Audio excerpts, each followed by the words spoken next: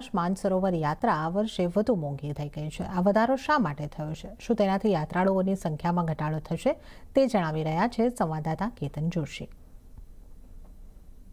ભારતીય લોકો તેમના જીવનના અંતિમ પડાવ પહેલા ભગવાન શિવના નિવાસસ્થાન કૈલાશ પર્વતની મુલાકાત લેવાનું સ્વપ્ન સેવતા હોય છે।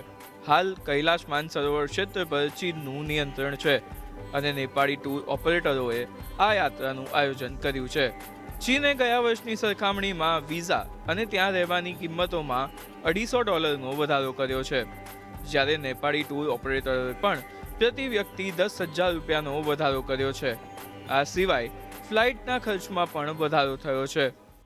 ગયા વર્ષની તુલનામાં જો કમ્પેર કરવા જઈએ તો 20 થી 25% વધારો આવ્યો છે, જેમાં નેપાળ અને ચાઇના પાર્ટનો $200 થી $250ની કોસ્ટ વધી છે।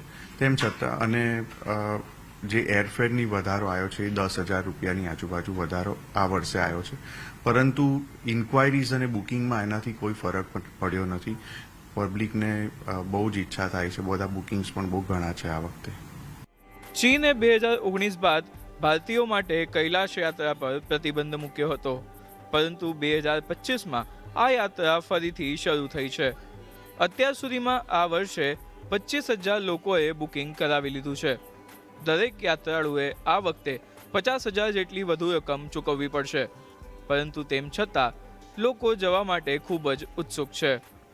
કૈલાસ માનસરોવર યાત્રા કરવી એ દરેક એક હિન્દુની એક સ્વપ્ન હોય છે કે જે કૈલાસ માનસરોવર યાત્રા કરેથી તમામ જ્યોતિર્લિંગોને આપને ફળ મળતું હોય તે પ્રમાણે થાય છે।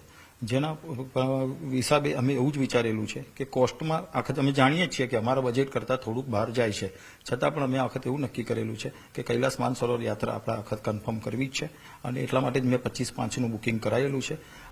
કૈલાશ માનસરોવર યાત્રા 15 મે થી 20 સપ્ટેમ્બર સુધી ચાલશે અને આ યાત્રા 14 થી 21 દિવસની હોય છે।